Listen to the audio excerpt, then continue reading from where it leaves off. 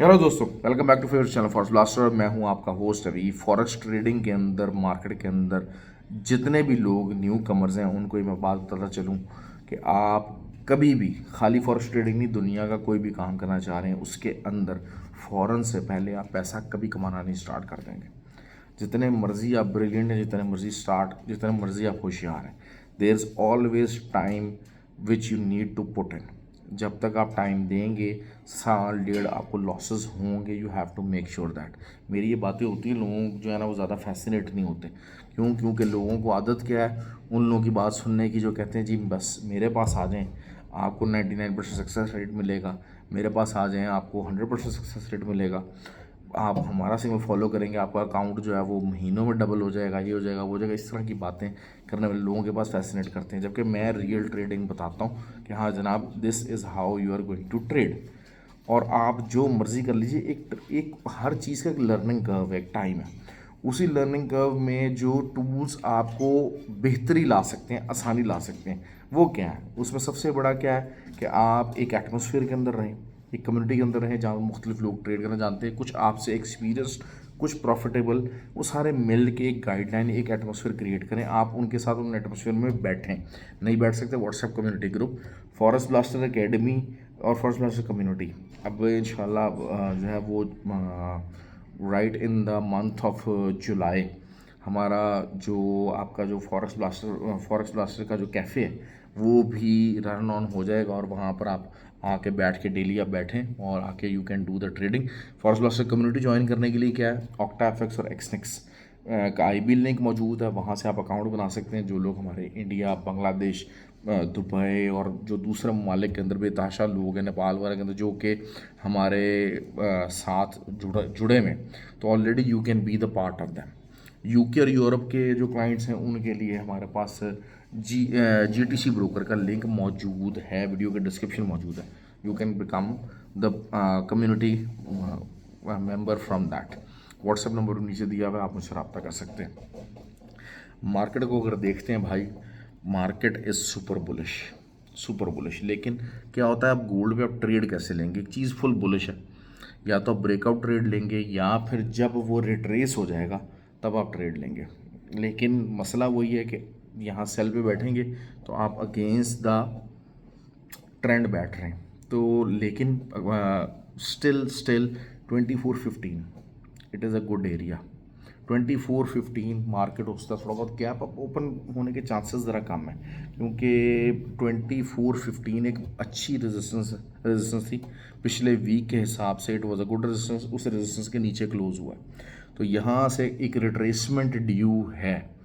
अगर gap up market open होती है तो फ़ौरन यही होगा कि जो है वो टीपीज़ वगैरह या कुछ ऐसे हिट हो के तो मार्केट नीचे आएगी। 2015 के नीचे अगर आ जाती है या गैप डाउन भी होती है 2015 के नीचे ही रहती है, एक दो H4 कैंडल क्लोज करती है, तो फिर आपकी मार्केट नीचे तक रिट्रेस ले सकती है। इट विल बी रिट्रेसमेंट के ऊपर ट्रेड लेना बहुत टाइट और छोटे एसएल के साथ आप ले सकते हो। यू कैन डू दैट कि यार ठीक है, मैं 30 पिप्स के साथ जो है एसएल के साथ मैं पूरे दिन में 3 जगह सेलिंग ट्राई करूँगा।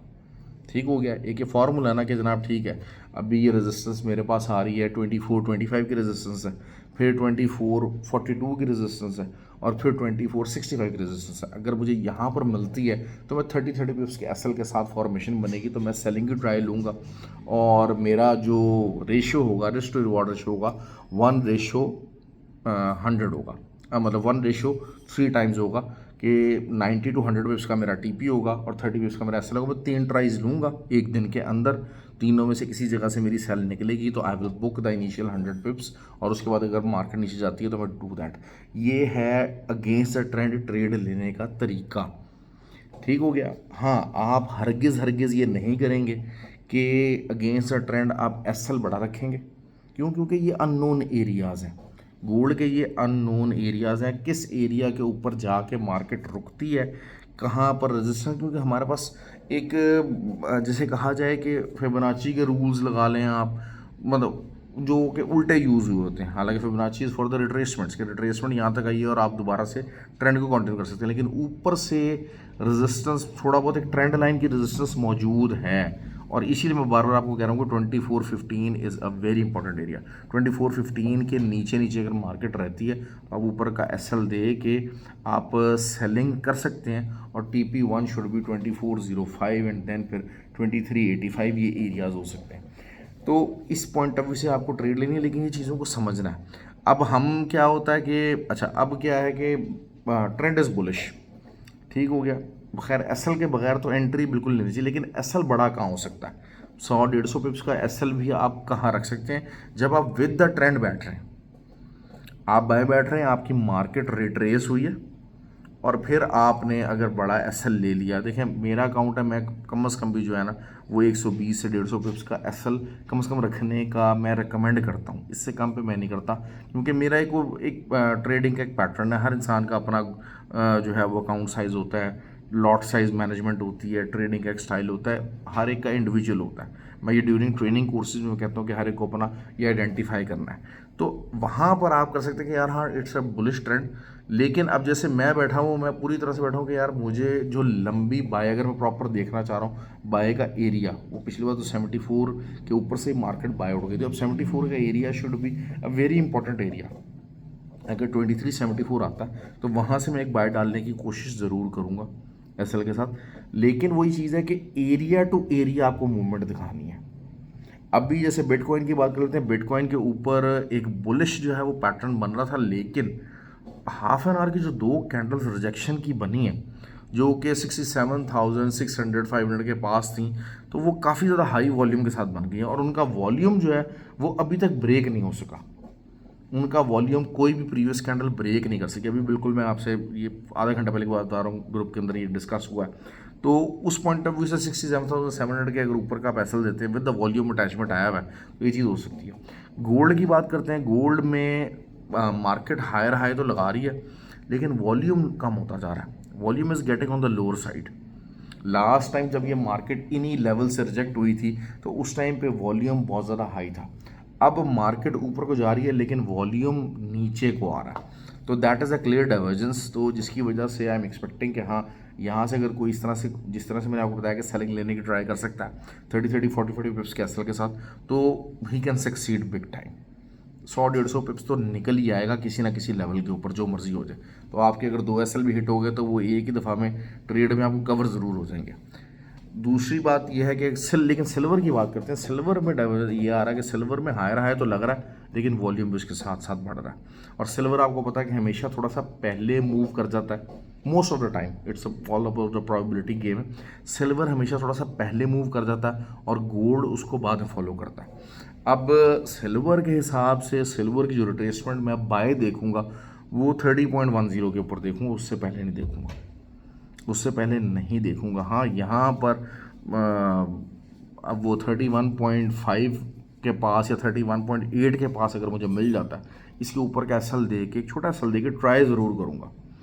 सिल्वर के पिप्स भी ज़्यादा हैं, सिल्वर की वॉलेटिलिटी भी ज़्यादा है, और सिल्वर रिस्क रिवॉर्ड रेशियो उसका बहुत ज़्यादा बनता है कि अगर आपका 50-60 पिप्स का एसएल सिल्वर का खड़ा हो जाता है तो आप कम से कम 200-250 पिप्स बड़े आराम से निकाल लेते हैं। तो that is what I am looking forward to do tomorrow. Oil की बात कर लेते हैं। ऑयल की एक मैं H4 की वॉल्यूम कैंडल एक्सपेक्ट कर रहा हूँ, वॉल्यूम कैंडल एक्सपेक्ट कर रहा हूँ जो कि मार्केट को जो है आपका 79.5 के ऊपर लेके जाए। 79.5 पे हाई वॉल्यूम के साथ अगर कोई एक आधी कैंडल को ऊपर लेके जाती है, कोई ब्रेकआउट करती है, तो that will be something very good actually.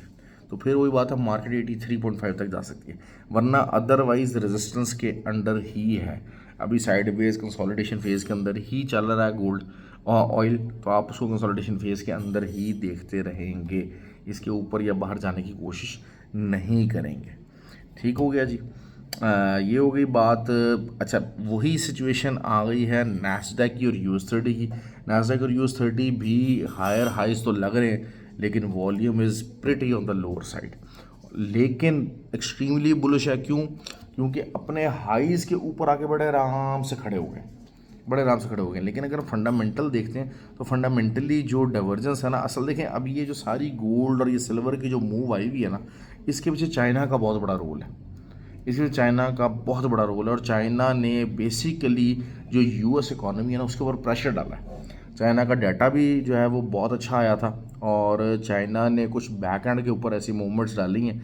अब उसका जो प्रेशर है ना वो नेक्स्ट वीक के अंदर बल्कि मंडे को ही क्लियरली आपको क्लियरली US 30 और नैस्डैक के ऊपर सबसे ज़्यादा नज़र आना चाहिए, सबसे ज़्यादा नज़र आना चाहिए। क्योंकि it is the war of the Giants, war of the Giants आपकी हो रही है। अब आपका ये जो चैट GPT वगैरह है सारा कुछ है इनके भी अगेंस्ट जो कि उनके सॉफ्टवेयर सारा कुछ है वो they have start performing well और सारा उनके भी डाटा अच्छे आना शुरू हो गए और तकरीबन समझ लीजिए कि 9 मिलियन के करीब जो है ना वो एक्सेप्टेबिलिटीज़ उनके जो है वो डाउनलोड्स हुए हैं। तो जब ये डाटा आ रहा है तो दिस मीन्स कि हाँ जनाब सॉफ्टवेयर फील्ड जो कि हमेशा से बहुत ज़्यादा तौर पे यूएस का एक खासा रहती थी तो वो अंडर प्रेशर आ गई, जिसकी वजह से मैं US 30 और नैस्डैक इनको कम से कम मैं ज़रूर जो है वो थोड़ा सा रिट्रेस अच्छा खासा करते देखना चाह रहा हूँ। और वॉल्यूम का जो डाइवर्जेंस है वो भी इस चीज़ को इंडिकेट कर रहा है, उसको मेंटेन ज़रूर किया जा रहा है, अपने जो हाइज़ हैं उसके ऊपर मेंटेन करने की कोशिश ज़रूर की जा रही है, उसमें पैसा ज़रूर डाला जा रहा है कि इसको मेंटेन रखा जाए, सब कुछ रखा जाए। लेकिन बिगर विक्स जो है वो 400-500-600 पिप्स के एक्सपेक्टेड हैं कल के आपको मिल सकते हैं क्योंकि अब असल चीज़ क्या होती है कि अब एक हाई लगा दिया नास्डैक ने, अब नास्डैक उस हाई के ऊपर आके खड़ा हो गया लेकिन हाई को बहुत कन्विक्शन के साथ नहीं तोड़ा, आप नोट करें बहुत कन्विक्शन के साथ तोड़ नहीं पाया है। जैसे एक होता ना कि जनाब हाई लगाया उसके बाद दे मार 4.5 हाई पे हाई 2-3 कैंडल्स इकट्ठी बना दी बुलिश, एक मोमेंटम के साथ आ रही है ना चीज़ अगर, तो मोमेंटम काफ़ी उसको आगे लेके जाना चाहिए। ये मोमेंटम के साथ नहीं आया। जैसे आप देखें गोल्ड है उसने मोमेंटम के साथ तोड़ा, सिल्वर है उसने मोमेंटम के साथ तोड़ा, the momentum is there. Momentum क्या है कि जनाब trend is a strong trend. US 30 Nasdaq momentum नहीं है, ट्रेंड मोमेंटम नहीं है, इट इज़ क्रॉलिंग अपवर्ड। ज़रूरी है कि जो ऊपर के लोगों के एसएल वगैरह वो हिट हो सकते हैं, तो हम लोग एक बड़ी रिजेक्शन कैंडल का ऊपर के लेवल से इंतज़ार कर सकते हैं जिसमें प्रॉफिट टेकिंग हो, रिजेक्शन और उसके बाद हम, और ये एज 4 के लेवल पे होना चाहिए, तो हम फिर वहाँ से US 30 और नैस्डैक की सेलिंग को मैं फोकस करना चाहूँगा, रिट्रेसमेंट के ऊपर बाय नहीं लूँगा। और जो है वो I will be more considerate क्योंकि थोड़ा सा फंडामेंटल साइड को देखते हैं। आपको पता है कि मैं फंडामेंटल्स को बहुत ज़्यादा कवर करता हूँ क्योंकि मेरे नज़दीक हमेशा से एक जो ट्रेडर है वो 3 चीज़ें मिला के बनेगा, टेक्निकल साइड, फंडामेंटल साइड और साइकोलॉजिकल साइड। ये तीनों चीज़ें डेवलप होते होते it takes you at least year and half. दूसरा ये है कि नेक्स्ट वीक के अंदर I am coming to Dubai.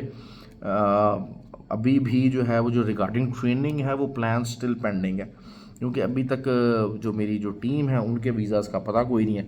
लेकिन बहरहाल ये कि मुझे तो बहरहाल नेक्स्ट वीक आना ही आना है, चाहे मैं 2-3 दिन के लिए आऊँ दुबई के अंदर, तो आई विल बी देयर। तो जो है वो जो लोग मिलना चाहते हैं, जो लोग मुझे मैसेज वगैरह करते कि दे आर वेटिंग, तो they can coordinate for that as well.